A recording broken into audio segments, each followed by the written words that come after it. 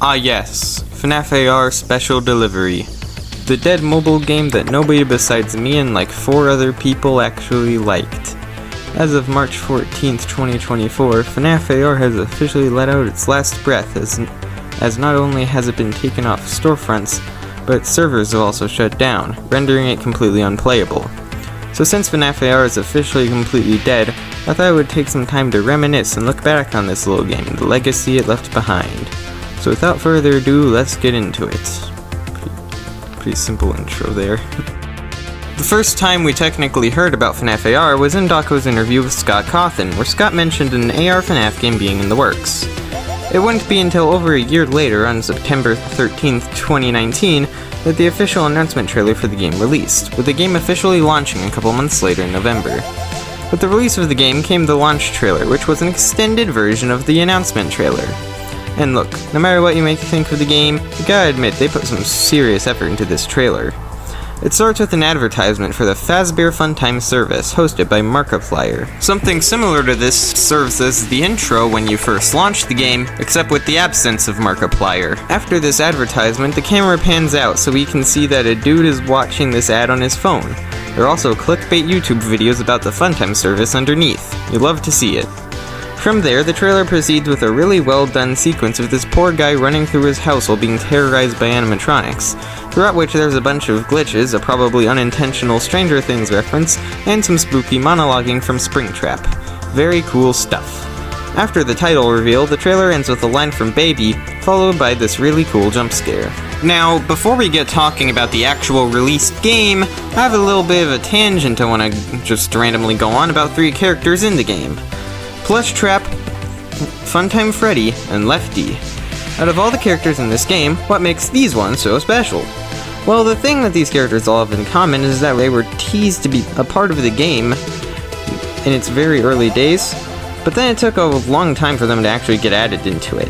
Or in Lefty's case, he was never added at all. Plushtrap was teased ever since the first trailer, as well as in this promotional poster, but not added until over a year later in October of 2020. He can also be seen on this promotional image on some wrapping paper alongside Funtime Freddy and Lefty. And Lefty can be seen briefly in the game's trailer hidden in one of the glitches as an 8-bit sprite. Funtime Freddy was never added until December of 2021, making him the last new character added before the game effectively went silent.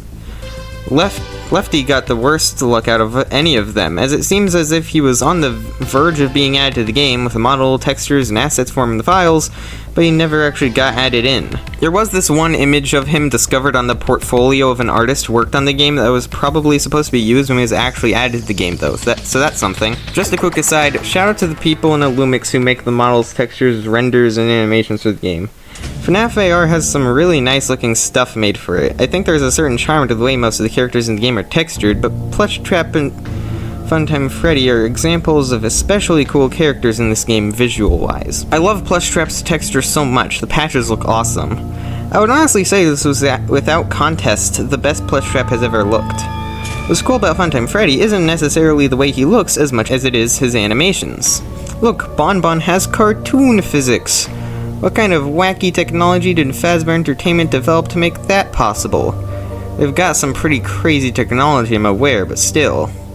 How'd they do that?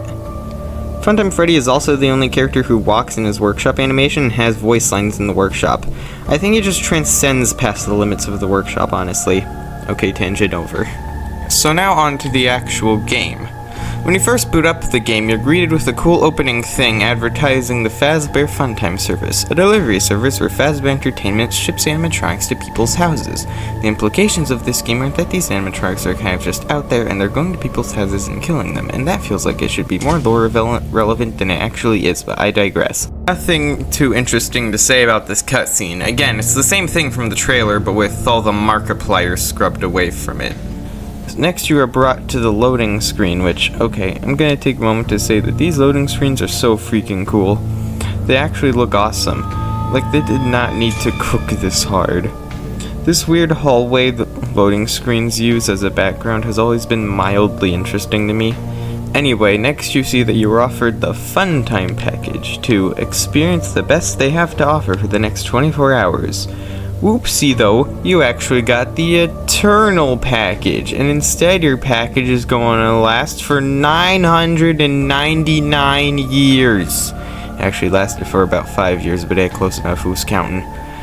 Then you go through a tutorial where you fight the game's most basic enemy, Endo 1, or Bear Endo as the game calls it. And I'm not going to go into more detail about that because that's just boring. Now it's time to talk about the gameplay! FNaF AR has pretty simple gameplay. Well, had pretty simple gameplay. I say that both because the game shut down, so there's no gameplay to be simple anymore, and also for another reason which I'll elaborate on later. It's an AR game, so of course everything is projected onto your real-life surroundings captured by your phone's camera, with a couple exceptions, but we'll get to that later. In your standard battle with an animatronic, you spin around with your phone looking for static. Wherever the static is the heaviest, that's where the animatronic is. The animatronics will charge at you. Most of the time they are using cloaking technology to make themselves invisible aside from the glow coming from their eyes, but at the end they'll decloak. When they decloak, you have to use your taser to shock them. If you don't successfully shock them in time, you get jump scared and lose. The screen will also fill with static sometimes, and you have to shake your phone to get rid of it. And you have a flashlight which you can use to see the static easier. The flashlight and taser both drain your limited battery, so be careful. Luckily, there is a very useful item you can get called an extra battery, which is what it sounds like. It refills your battery when it gets too low. Finally, the animatronics will go haywire, and you have to look away from them in order to avoid being jump scared. The different characters have varying levels of difficulty, as well as different quirks and mechanics that shake up this formula, but that's the basic gist of it. Some of the gameplay mechanics that different characters introduce are actually pretty cool. Springtrap is the hardest character out of the initial roster the game launched with, and when he goes haywire, you actually have to continue looking at him if the eyes are glowing white, and turn away if they turn red. Pretty cool touch. The toy animatronics add the mask from FNaF 2, so when they haywire, you have to put on the mask.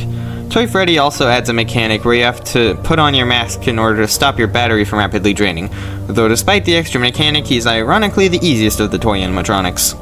Toy Bonnie borrows Springtrap's haywire mechanic and combines it with the mask mechanic. Toy Chica doesn't have anything special aside from just being really difficult. Mangle takes it another step further, adding a mechanic where she will drop her parts and you have to pick them up before her timer runs out, which fits her very well. He also has no shock button in his battles, so when he charges at you, you need to put on the mask to stop her instead. Ballora has some pretty unique mechanics too. You and Ballora each have your own meters, and you have to keep both meters down while you're getting harassed by Minarinas that you need to shake off of your screen. Sometimes there will be Minarinas scattered on the floor that you have to pick up before a timer runs out, a mechanic borrowed from Mangle's part dropping. Also similarly to Mangle, there is no shock button when you battle Ballora. By far the animatronic with the most unique mechanics in the game, though, is Plushtrap. During Plushtrap's gameplay, the game actually stops even being an AR and you're put into a full virtual environment. Plushtrap slowly approaches you, and you need to charge up these power generator thingies on your left and right with your shocker to keep them at the right level, and finally shock Plushtrap once he lands on the puddle in front of you. Golden Freddy is an interesting one because he actually combines different characters' mechanics as a sort of ultimate challenge character. Yeah, he's a doozy. Anyway, after you beat an animatronic, you get rewards for beating them, including the game's two main currencies, parts and Faz coins. Parts are incredibly easy to get a lot of, and are used to buy basic things, while Faz coins are a lot harder to get a lot of. You can definitely amass Faz coins for free by watching ads and just playing the game, but if you want to get them quickly, you're gonna need to pay up some dough. Typical mobile game crap. The microtransactions are a pretty heavily criticized part of this game, and I can totally see why. There's a chance you might have seen people talking about the infamous $40 Toy Chica. I don't know how much I should be talking though, because I bought into these microtransactions multiple times. Listen man, those Arcade Mayhem skins were just too cool. I needed to have them all. Anyway, back to gameplay stuff. When you aren't fighting animatronics, the game actually has a pretty cool side mode. In this side mode, you go around and collect little glowing balls of remnant. We will soon learn what the purpose of this is. In addition though, there's also dark remnant floating around. For any of you big lore heads or FNaF book enjoyers, you might know this as Agony. And now I need an active intervention before I go on a long tangent explaining what this stuff means. It's too late for me to stop myself. Lore time, baby! Anyway, collect too much dark remnant and RWQFSFAXXC will appear, and you need to engage in battle with him and try to defeat him using your flashlight. Defeat RWQFSFAXXE, and you get plenty of juicy remnant. Now we move on to the workshop, the part of the game that those animation channels run by people who don't actually make any of the animations on them really seem to love. In the workshop, you have a variety of your own animatronics.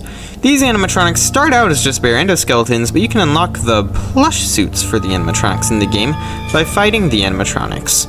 Or you could also buy them. This isn't all for show though, because you can actually send out these animatronics to people on your friends list and they can fight them. This is where the CPUs come in. Every character has their own CPU you can unlock or buy, and equipping it to your animatronics will give them the animatronics' behavior, including their game mechanics and voice lines. The CPU doesn't have to match the plush suit, which can lead to funny combinations such as Balloon Boy with a Springtrap CPU. Equipping the Plushtrap CPU to different characters is also pretty cool, I might add, especially since most of the game's characters are much bigger than Plushtrap, which gives the gameplay an entirely different effect. Here in the workshop is also where the remnant you collect gets put to use. Giving an animatronic remnant will generally make it stronger, and there's also various mods you can give the animatronic that will affect its behaviors.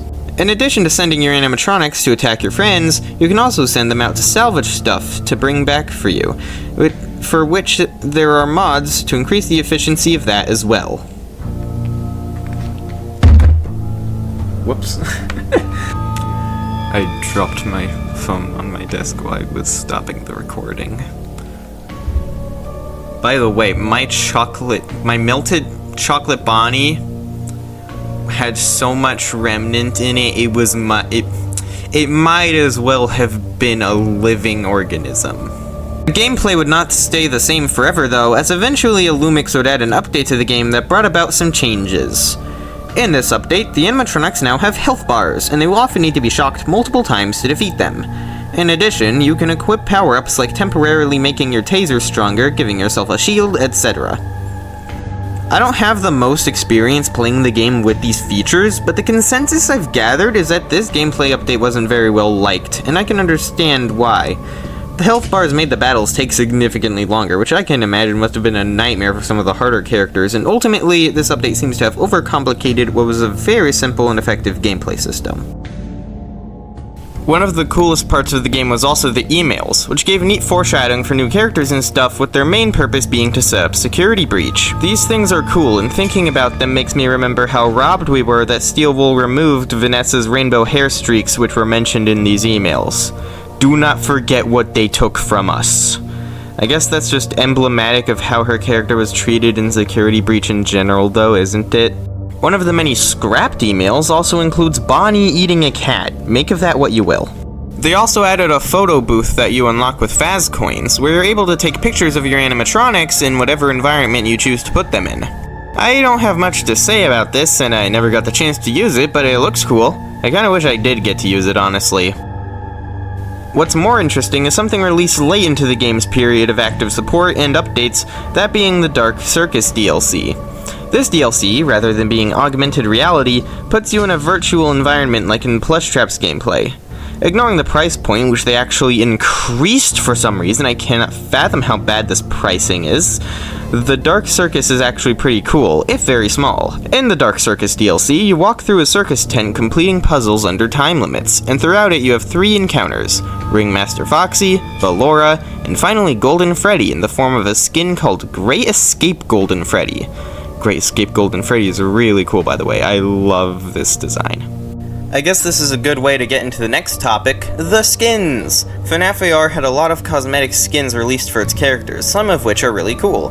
They're probably one of the most memorable aspects of the game, so I'll go over some of them. The other Dark Circus skins are pretty awesome, those being Ringmaster Foxy, Magician Mangle, and Clown Springtrap, aka one of God's greatest gifts to humanity. There's also Black Ice Frostbear, who is really cool. He's a skin for Freddy Frostbear, who seems like he would just be a Freddy skin, but is actually his own character, having his own plush suit and CPU slot. In the same event Black Ice Frostbear came Frost Plushtrap and Arctic Ballora, which is one of my personal favorites. The ancient... Oh yeah, I also remembered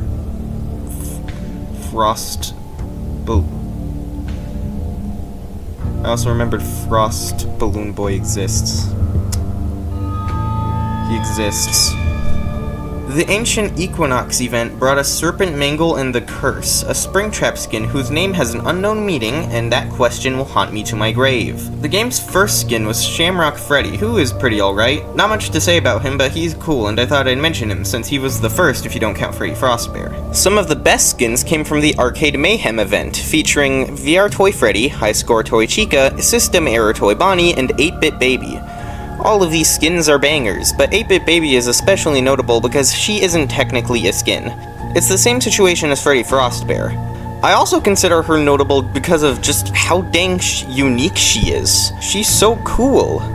I remember back when 8-Bit Baby came out, people were talking about the idea of other 8-bit characters like 8-Bit Freddy or 8-Bit Spring Bonnie. Actually, maybe it wasn't that many people talking about that. Maybe it was just Freddy Pop Collector. This guy's channel was built off of FNaF AR, shout out to him by the way. Anyway, the Sizzling Summer event gave us the really awesome skin that is Flaming Springtrap, as well as the wonderful Flamethrower Bear Endo. Also Broiler Baby and Scorching Chica, I guess.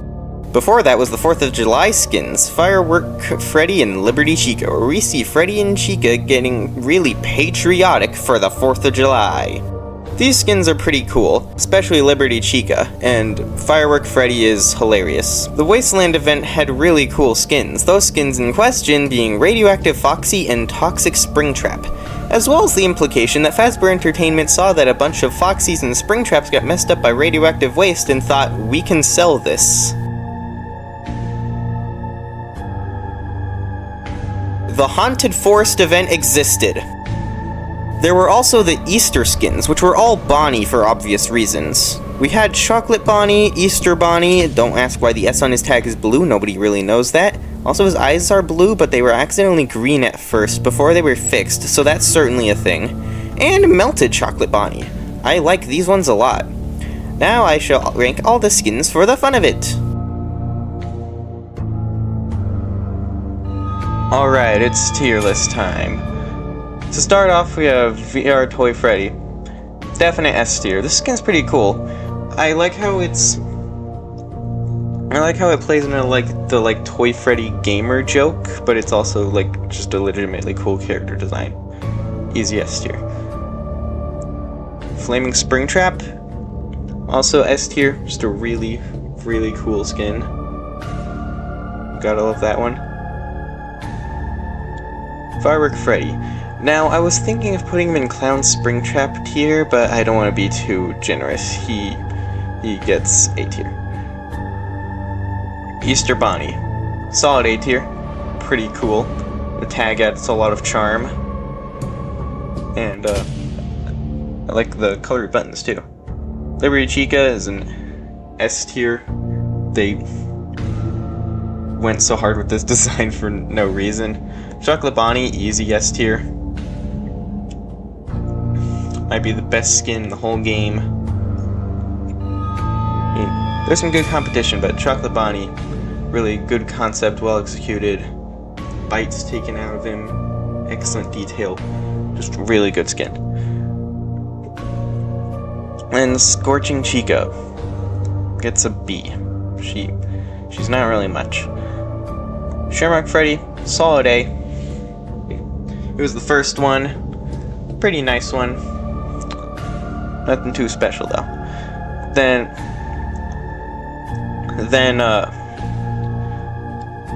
Radioactive Foxy is an S tier.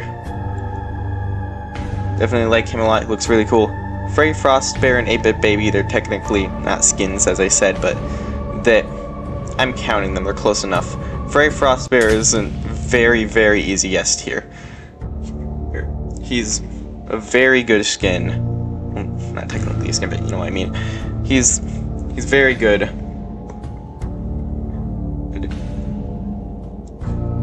Excellent design. The icicles add a lot to him. The mistletoe on the hat, it's just plaid bow tie even, it's just perfect. Then High Score Toy Chica, she's not that good. I'll give her an A. She gets bonus points because of the 8-bit cupcake. I feel like without that, I might not be quite so liking to her, but yeah, she's an A. Pretty good A. Pretty good. I don't think she deserves B tier even if it weren't for the cupcakes. So yeah, A. Then Toxic Springtrap. Very cool. It's disgusting, but very cool. The pulsing boils on him. Also, he's purple, so you know that's just a neat thing. You know, that's the Afton color. A tier, S tier. This is the Mayor Toy Bonnie. Nice A tier. He's got a cool aesthetic to him. You know, I do like this guy a lot. Then 8-Bit Baby, big S tier. You're very, very cool thing here. She has green eyes, unlike the sprite and sister location that this is directly based off of. She has green eyes, and in sister location in the minigame she has blue eyes. It's random, doesn't affect the ranking, but you know, so I'd point that out.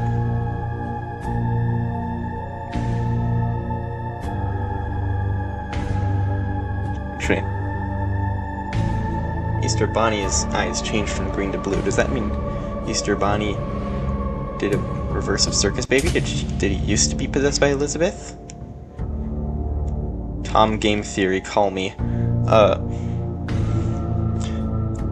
Broiler Baby. A tier. She's pretty cool. I give them points for the creativity on the stomach furnace. Flamethrower Bearendo, S tier, just because of how funny it is. Like, it is a good skin, and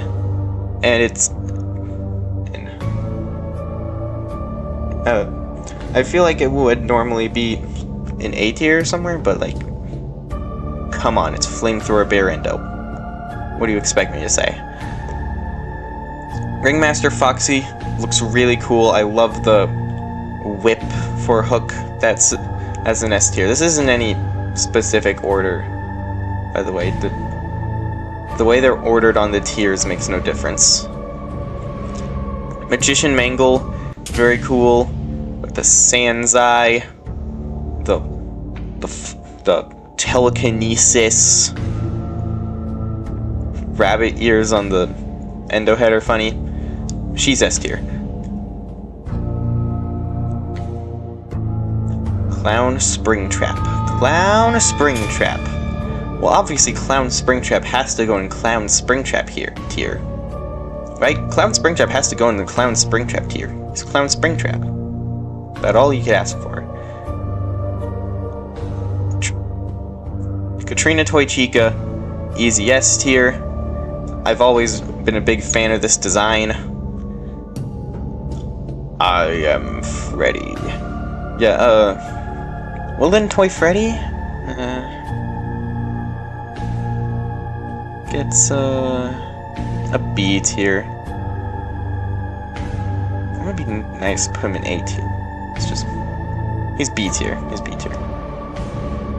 Then Boulder Toy Bonnie, I'm so sorry. You are nothing. Black Ice Frost Bear. That's an S tier right there. He's a very cool skin, you know. I like the icicle spear. Arctic Ballora. This is one of my favorites. Easy S tier. And then Frost Balloon Boy is possibly the most existent FNaF AR skin, definitely. Frost Plushtrap goes in B tier. Not really much to say about him. He looks kind of cool, but you know, not too crazy about him.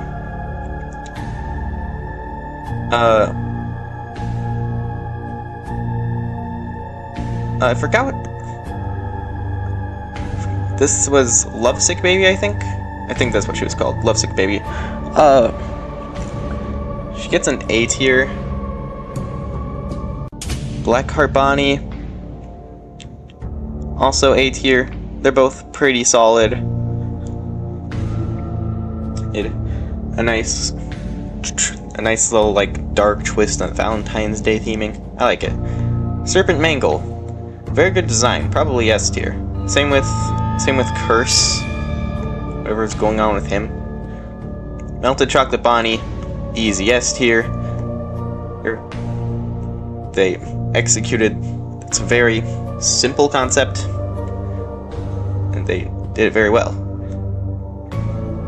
Little Red Chica, this is another one I've always had a bit of a soft spot for, and I do think she deserves S tier. Big Bad Foxy, however, I can't say the same for. I'm sorry, buddy. Hold up, actually, I just remembered right now the grandma mode exists for Big Bad Foxy, so he gets moved up to A tier for that. Darkwater Endo. What are we doing here? I'm sorry, all of these... I'm sorry, this sucks so much as well. This just sucks. Like, what do you want me to say? This sucks. Death by Controlled Shock. I've got nothing else to say. Piranha Plushtrap. Things are looking up here. Piranha Plushtrap. Very cool. Very cool. It's a high S tier, or it's a high A tier or an S tier. Definitely. Gonna be nice and give him S tier. Then Clockwork Ballora, A tier. Design doesn't appear to appeal to me that much, but I think it's pretty good. Then Aeronaut Toy Freddy and Jetpack Balloon Boy both get A tier. They're pretty cool. Then Great Escape Golden Freddy, extremely cool skin, a definite S tier. So, yeah. That's the tier list. That was almost 10 minutes, oh my gosh. This is gonna be like a third of the video? Back to your regularly scheduled programming. So yeah, FNaF AR was a fun game. I enjoyed it quite a bit, but it definitely had some missed potential and general missteps. So how would I have improved it? Well, first of all, I think something that would have significantly improved the gameplay would have been improvements to the game's accessibility. Let me explain. To play the game, you have to be in an open space where you can just stand there with your phone and spin around, because that's how the gameplay works. Yeah, that's a bit weird. I think you shouldn't need to be in such specific circumstances to be able to play the game. What's my solution to this? Well, look at the Dark Circus and Plushtrap's gameplay. They take place in virtual environments, not using augmented reality. This is an AR game, but Illumix has shown they aren't afraid of having some parts of it not be in AR, so have a toggleable mode where it's not in AR at all, like in Pokemon Go. You could have a non-AR mode that still maintains the spinny gameplay, and then also a non-AR mode where you simply play by just swiping your fingers on the screen. This would have made the game easier to play at any time at any place, as well as making it more accessible to people with disabilities or other things that make it harder to play the game, like proneness to motion sickness. Now you can play FNaF AR in a car, on a train, on a bus! You don't need to be in a scenario where you're able to just spin around with your phone. The fact that you need to do that to play the game makes it so not only are there less situations where you can just casually play it, but also if you're in a place with a lot of people and play it, you're gonna look like a maniac. So yeah, this would have made the game easier to play for more people, and it would have made it so more people were encouraged to play the game more. Also, don't lock the photo booth behind Faz coins. It would probably be good to generally lighten the monetization and make it easier to get things without paying. This is perhaps the single most unrealistic thing listed here. Remove the health bar system, it complicates things a bit too much. Finally, just make it so the game didn't die so soon. Pretty simple and obvious. The game could totally still be going strong today, but Illumix kinda just gave up on it. Besides, even if it does have to shut down eventually, you don't have to make it straight up impossible to play anymore. The game isn't driven by its online features. It didn't need to require the servers to simply just function. But yeah, the game could have gone on way longer. There could have been a ton of potential for new skins, but more importantly, new characters. Characters like the Nightmares, the Glamrocks, and so much more could have been added, and it would have been so cool. Funtime Foxy was the only member of the main sister location cast who never made it into the game. Let them get to be in here.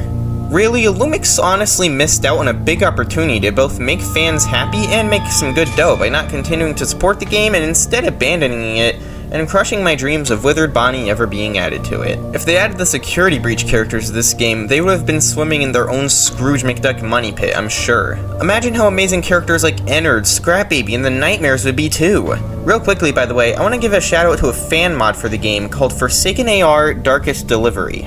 It finally gives Lefty some justice, and even adds the other salvage animatronics from Pizzeria Simulator, among others like Carney, more 8-bit characters, fan game characters like Poppy... Fan game characters like Candy, Pop Goes, and FNaF Plus Freddy. That one didn't age well. And plenty of original characters and skins made by the devs. Love how they use Lefty as the mod's icon just to flex the amount of Lefty they have compared to the Lumix, by the way. I haven't played this myself, but it seems pretty cool. It's still playable after the official FNAF AR server is shut down because it runs off its own server, kinda like those Club Penguin private servers. If you're mourning FNAF AR like me and want to have your FNAF AR itch scratched, Forsaken AR is probably your best bet. So that's it. That was a retrospective of FNAF AR Special Delivery. This charming little relic of a game was hated by many, but loved by some, including myself. I genuinely miss this game and will continue to miss it. The time back when the game was actively being supported, speculating about what characters would be added next, seeing what new skin or character would be added each Thursday during each event, watching Dako play the game each time it updated, I can't say it wasn't fun. This game gave me some good memories, so it will always hold a special place in my heart. That's all for now. Good night, ladies and gentlemen, and everything in between.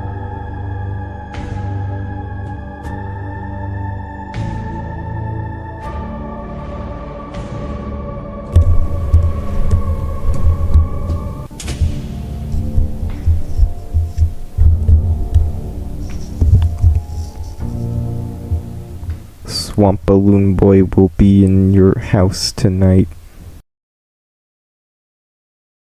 Also, don't lock the photo booth behind Faz coins. It would probably... Funtime Foxy was the only member of the main sister location cast who never made it into the game, Funtime Foxy was the only member of the main sister